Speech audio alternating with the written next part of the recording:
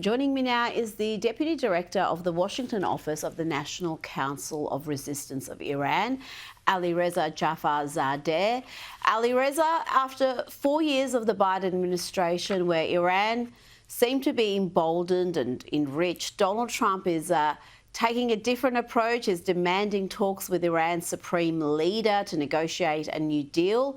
Iran has so far responded saying that they will not negotiate a new deal, they will not deal with bullying governments. That's their response to the US. What do you see happening next, and what do you make of the Trump administration's approach to Iran?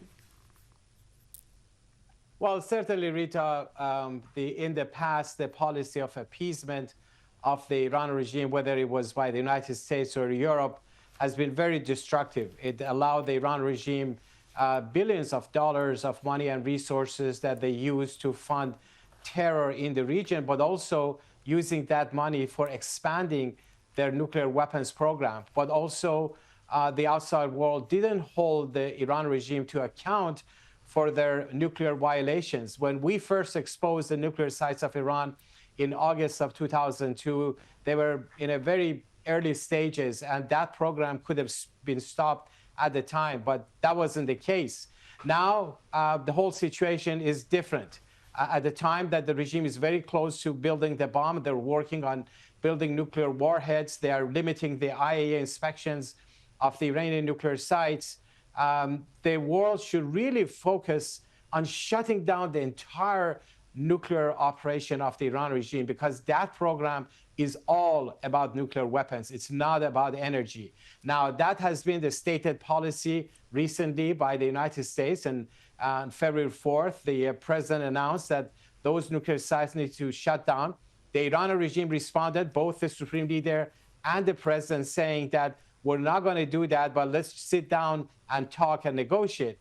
Now, the reason the regime is doing it, because they want to drag the United States, but also Europeans and others, into the negotiating table and start getting into the details, like how much uranium we're going to have and all of those things, which is exactly serving the purpose of Tehran, because we're racing against the clock. Come October of this year, the UN Security Council resolution sanctions and limitations are going to expire.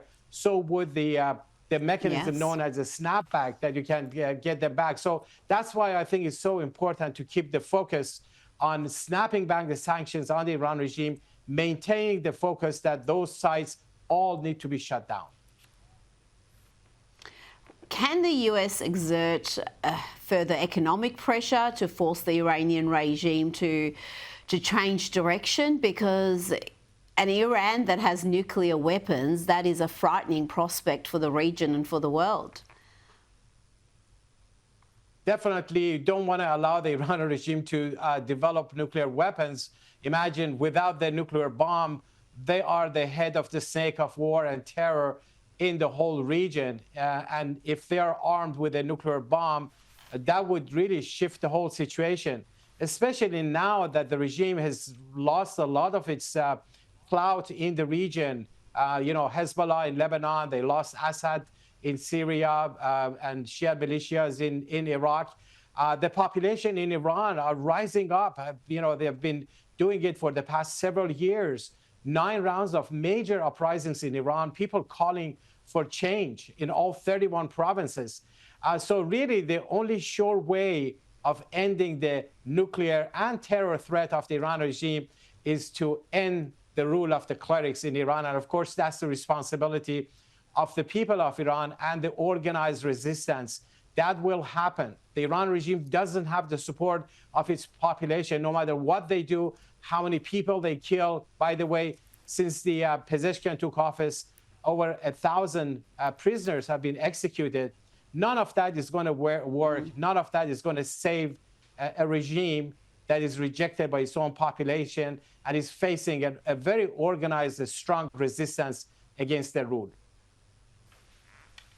Now, as you mentioned, Iran is a chief sponsor of terrorism in the region, biggest backers of the likes of Hamas and Hezbollah, to name just a couple. What would be your advice to the Trump administration in how to deal with this regime? Because we've seen the Democrats' policy of appeasement and diplomatic measures has not worked. It's only emboldened the Iranian regime. If you were advising Donald Trump, what would be your main piece of advice to him? My advice to both President Trump, but also European leaders, anyone who's affected by this regime, is very simple. Now is the time. This is the time to end the rule of the clerics. And of course, that's the responsibility of the people of Iran. What the administration can do is to limit the resources to the regime. Don't give him money. Don't give him resources. Don't give him legitimacy. Hold Tehran accountable for their violations of nuclear weapons program, for their terrorism, but also for the killings in Iran. That's an important element, but that's not enough. The most crucial thing are those on the ground, those who want to bring about change. There's no need for boots on the ground. There's no need for even appropriating money. None of that is needed. The people of Iran have the capability to bring down the regime. They have a clear platform that for the future of Iran that is based on separation of religion and state, ballot box being the sole criteria for legitimacy. They want a free market economy, gender equality, freedom of religion, peace in the Middle East, and a non-nuclear republic Iran. So what would the United States do? You stand with them. You recognize the right of the people of Iran. That's it. To you stand with